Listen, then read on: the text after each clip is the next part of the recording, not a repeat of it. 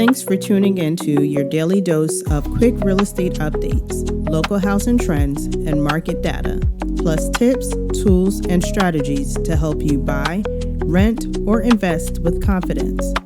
You're now getting ready with RealiCare Reports, powered by the innovation team, Cami and Rex.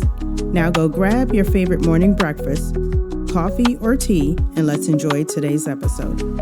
All right, welcome back to the Deep Dive. Today we're going to jump right into the Brevard County housing numbers for July 2025. We've got the reports here from the Space Coast Association of Realtors and Florida Realtors. Pretty detailed stuff. Our goal, like always, is to pull out the key takeaways fast, just to help you figure out what's happening, whether you're thinking of buying, selling, or, just keeping tabs on the market. Yeah, and what's great about this data is how timely it is. It's direct from the source, gives us a really clear, objective view of what actually happened last month. Right. Super fresh numbers. And the first impression from these reports looks like maybe a bit of a cool down for Brevard in July. But what does that actually mean for you out there? Is this just seasonal or something bigger? Well, stepping back a bit, this cooling definitely suggests a change of pace, a shift away from that really frenetic market we've seen lately. We seem to be moving towards more balance. Maybe some of that intense pressure on buyers is easing off. Okay, balance makes sense. Yeah, it's not like a crash, but it's a noticeable adjustment. You see it in the sales numbers, you see it in inventory, and it's there for both single-family homes and for the townhouses and condos. More like traditional market behavior returning. Okay, so let's get into those specifics. Single-family homes first. They're often a good indicator. Usually, yeah. So looking at sales activity, the reports show closed sales dropped, down 8.9% for July compared to last year. That's 906 homes sold versus 994. Almost a 10% dip. In cash sales, this jumped out at me, down a lot, 19.4%. Wow, yeah, that's a big one. Even new pending sales, kind of looking ahead, they were down slightly too, 2.1%. Yeah. What's the takeaway from fewer sales, especially fewer cash deals? Well, those numbers, they really point towards buyers maybe tapping the brakes a little. That big drop in cash sales, it could mean investors are less active, or maybe just that financing is, playing a bigger role again. It suggests less urgency overall. Buyers might be feeling they have a bit more time, perhaps, or being more cautious. Okay, so buyers pulling back a bit, less rush. But here's where it gets interesting, right? The contrast with pricing and inventory. The median sales price for single-family homes in Brevard, flat, 0% change, stayed right at $380,000 compared to last July. Exactly, held steady. Yet at the same time, new listings were up 4.5%, more homes coming online. Right. And the month supply of inventory, how long it'd take to sell everything that's up 15%, it went from 4 months last year to 4.6 months now. So prices holding firm even with slower sales and more houses. What gives? Yeah, that's the fascinating part. It's not just that prices held, but why?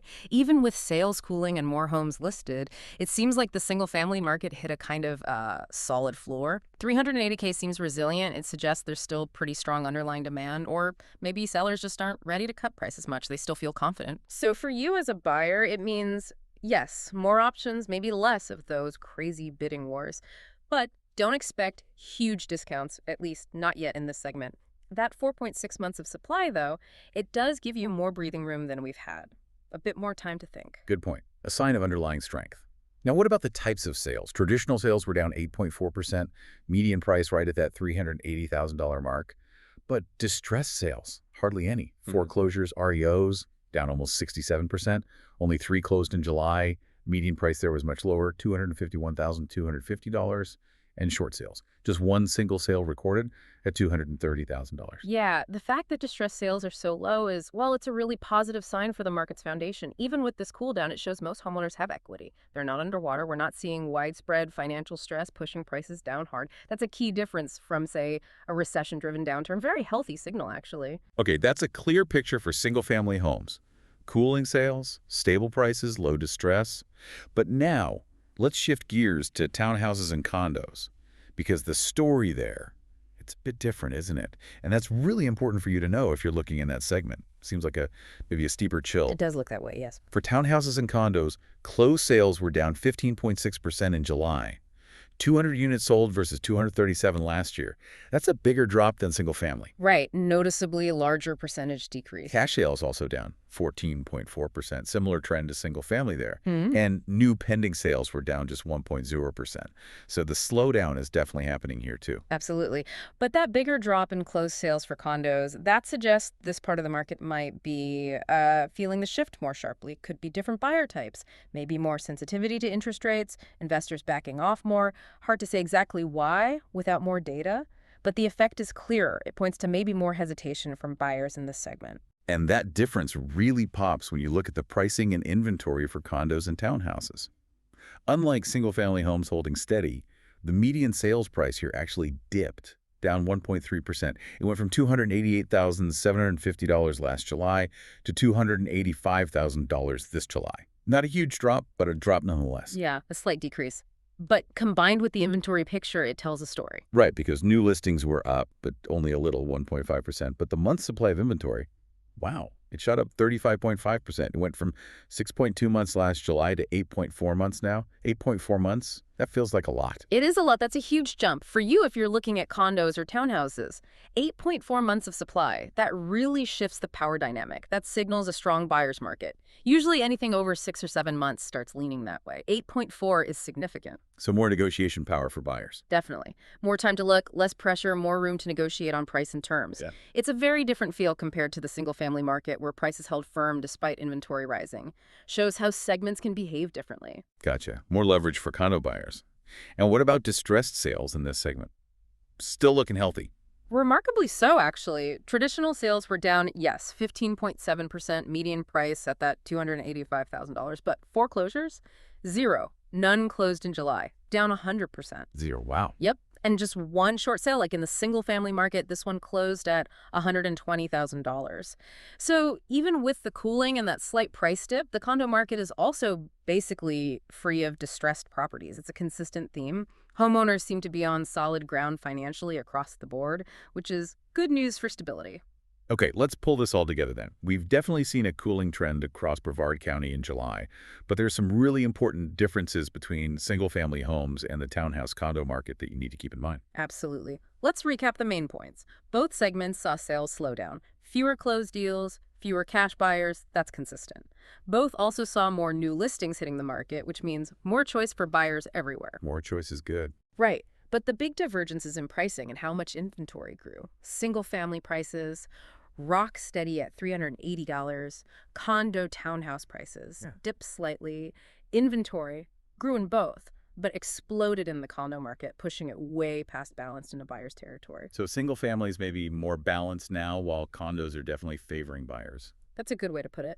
The overall market shifted away from being heavily seller favored. Single family might be moving towards balance, maybe still leans slightly seller, but getting closer. Condos and townhouses, though, clearly shifted to favor buyers with that much inventory. It just highlights, you can't paint the whole market with one brush. You got to look at the specific property type you're interested in. Great summary. So bottom line for July 2025 in Brevard, the market cooled off. Yeah. Fewer sales overall, but more homes listed, giving you more options. Single-family homes showed price resilience, while the condo-townhouse sector saw prices soften a bit and inventory really pile up, creating a clear advantage for buyers there. Yeah, and what's really telling is just how fast that inventory built up, especially for condos. It signals a pretty quick shift in market power. We went from a super competitive, often frustrating environment for buyers to one where buyers suddenly have more breathing room, more time, and frankly, more leverage. Feels like a return to a more normal, maybe healthier pace. We've definitely unpacked a lot from these July reports. A changing landscape in Brevard County. But here's something for you to think about as we wrap this up. With inventory still climbing, particularly in certain segments, and sales slowing down, how might these diverging trends start to shape the long-term affordability and growth across Brevard's different communities, especially when single-family and condos seem to be on slightly different paths right now? Definitely something to keep an eye on. Well, that wraps up today's episode of RealiCare Reports, where real estate meets real life. For more updates, tools, and insights that will help you buy, rent, or invest with confidence, be sure to follow, subscribe, stay connected, stay informed, and stay ready. Until next time.